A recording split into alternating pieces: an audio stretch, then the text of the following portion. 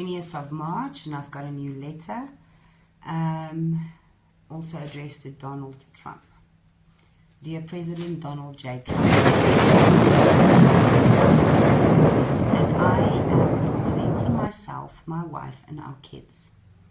We are addressing you as white Afrikaans South African refugees and seeking your assistance and intervention.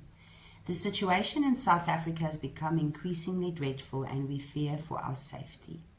Since the end of apartheid in 1994, South Africa has faced numerous political challenges.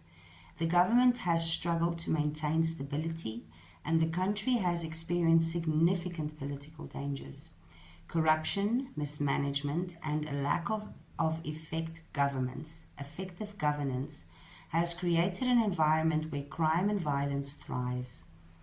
The militarization of political parties and the increased political risk profile of the country have only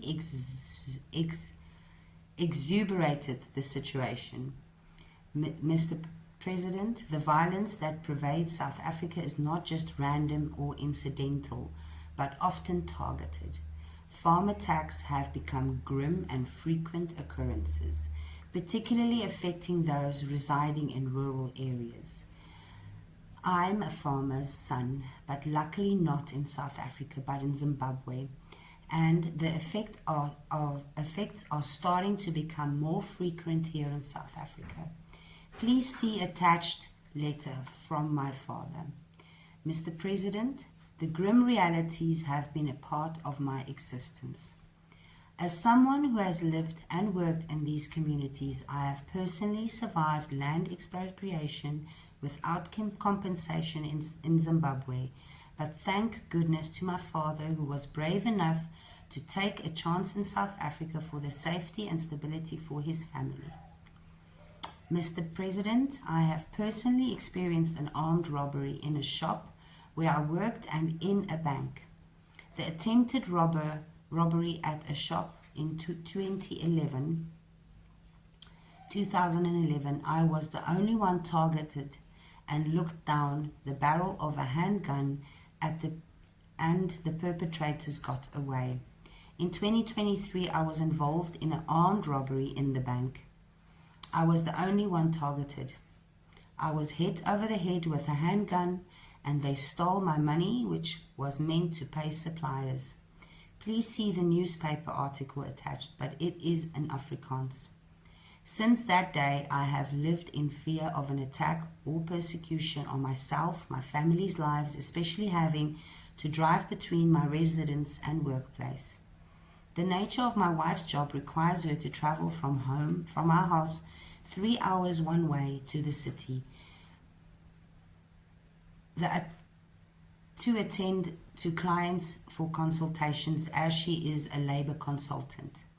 I no longer allowing her to travel to clients unescorted because of the high dangers we face, especially white women in this country.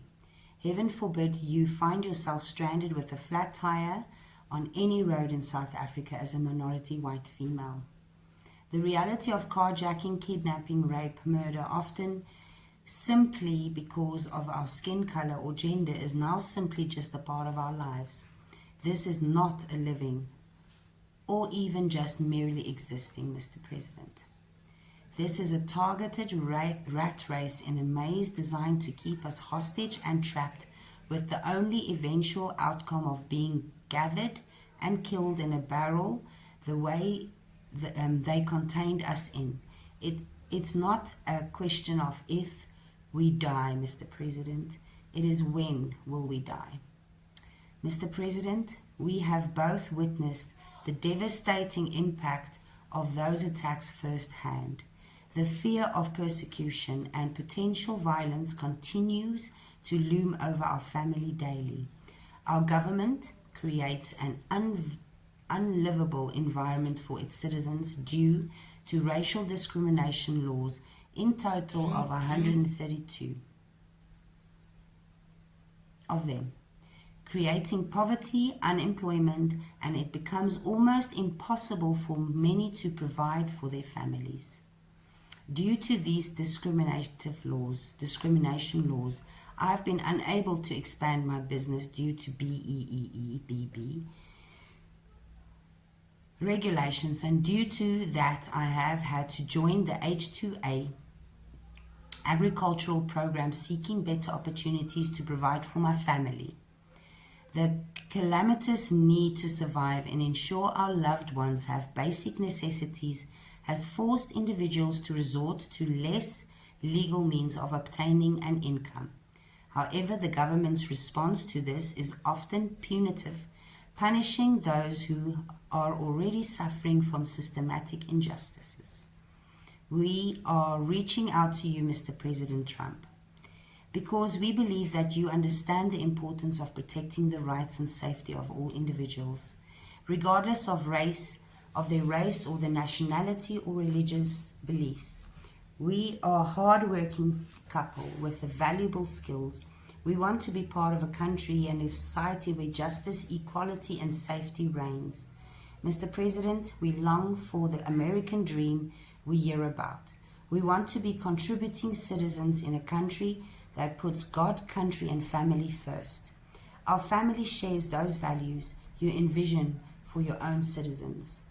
Mr. President, our government or its serving bodies within have no right to speak for me as a South African citizen, especially when their motives and plans for this country do not include equality and justice, safety, and the opportunity to work and live. I speak for myself and my family when I say that we need help. We humbly request your assistance in addressing the predicament of white South Africans, and more particularly so my family, who are facing persecution and violence in their own country. Your support and intervention could make significant difference in our lives and help us find safety and security. Thank you, Mr. President, for your time, consideration. I hope that you will take our situation to heart and provide the assistance we desperately need. Yours sincerely.